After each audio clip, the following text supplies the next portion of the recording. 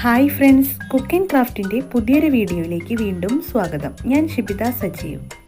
ഇന്നത്തെ എൻ്റെ വീഡിയോയിൽ ഞാൻ ഉണ്ടാക്കുന്നത് ഉള്ളി ചിക്കനാണ്. വീഡിയോയിലേക്ക് പോണതിന് മുന്നേ ഈ ചാനൽ ആദ്യമായിട്ട് കാണുന്നവരുണ്ടെങ്കിൽ താഴെയുള്ള സബ്സ്ക്രൈബ് ബട്ടൺ പ്രസ് ചെയ്യാൻ മറക്കരുത്. കൂടെ തൊട്ടപ്പുറത്തുള്ള ബെൽ ബട്ടൺ. ഉള്ളി ചിക്കൻ ഉണ്ടാക്കാനായിട്ട് ഞാൻ 1 കിലോ ചിക്കനാണ് ഇവിടെ എടുത്തിട്ടുള്ളത്. ഇതുണ്ടാക്കാനായിട്ട് കൂടുതൽ വേണ്ടത് ചെറിയ ഉള്ളിയാണ്. പിന്നെ ഒരു സവാള ചെറുതായി അരിഞ്ഞത് എടുത്തിട്ടുണ്ട്. ഇഞ്ചി വെളുത്തുള്ളി ഞാൻ അത്യാവശ്യം വലുപ്പത്തിലാണ് കട്ട് ചെയ്തിട്ടുള്ളത്. പിന്നെ 3 പച്ചമുളക് നീളത്തിലരിഞ്ഞതും, ഒരു തക്കാളി ചെറുതായി അരിഞ്ഞതും, പിന്നെ കുറച്ച് കറിവേപ്പിലയും വേണം. ഇനി ഇത് ഉണ്ടാക്കാനായിട്ട് ഒരു ചീനച്ചട്ടി അടുപ്പത്ത് വയ്ക്കാം. ആദ്യം നമുക്ക് പൊടികളെല്ലാം ചൂടാക്കിയെടുക്കുകയാണ് വേണ്ടത്.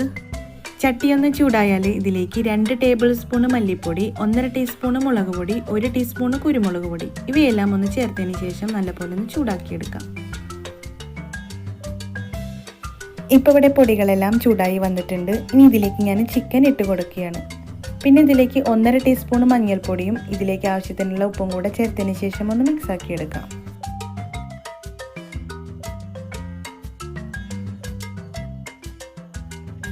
ഇപ്പം ഞാൻ പൊടികളും ചിക്കനൊക്കെ മിക്സാക്കി എടുത്തിട്ടുണ്ട്. ഇനി ഇതിലേക്ക് നമുക്ക് ചെറിയ ഉള്ളി ചേർത്ത് കൊടുക്കാം. ചെറിയ ഉള്ളി ഞാനിവിടെ പകുതിയായി കട്ട് ചെയ്തിട്ടുണ്ട്. നമുക്ക് വേണമെങ്കിൽ അങ്ങനെ തന്നെയും ചേർത്ത് കൊടുക്കാവുന്നതാണ്. ഇനി ഇതിലേക്ക് ഞാൻ അരിഞ്ഞു വെച്ച സവാള ചേർത്ത് കൊടുക്കുകയാണ്. അതിൻ്റെ കൂടെ തന്നെ ഇഞ്ചിയും വെളുത്തുള്ളിയും പച്ചമുളകും തക്കാളിയും ചേർത്തതിന് ശേഷം ഒന്ന് മിക്സാക്കി എടുക്കാം. ഇവിടെ ഇപ്പോൾ വെള്ളം ചേർത്ത് കൊടുക്കേണ്ട ആവശ്യമില്ല. ചിക്കൻ ഒന്ന് കുക്കാവുന്ന സമയത്ത് ചിക്കനിലെ വെള്ളമെല്ലാം ചട്ടിയിലേക്ക് ഇറങ്ങി വരും.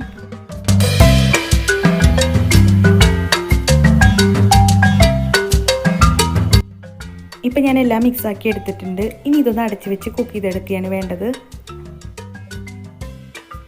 ചിക്കനിൽ വെള്ളം ചേർക്കാത്തതുകൊണ്ട് തന്നെ നമുക്ക് ഇടയ്ക്കൊന്ന് തുറന്നു നോക്കി ഇളക്കി കൊടുക്കണം, ഇല്ലെങ്കിൽ അടി പിടിക്കാൻ ചാൻസ് ഉണ്ട്.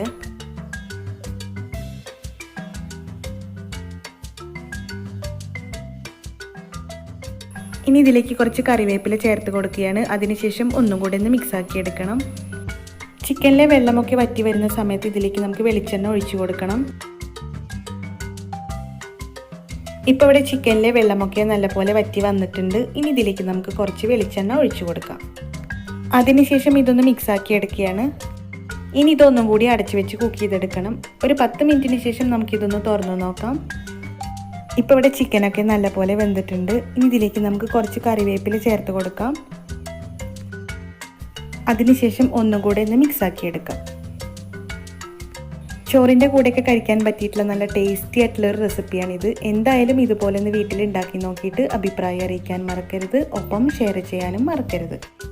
അടുത്ത നല്ലൊരു റെസിപ്പിയായിട്ട് വരുന്നവരെ ഇന്ന് വിട പറഞ്ഞു പോകുന്നത് ഷിബിത സജീവ്. താങ്ക്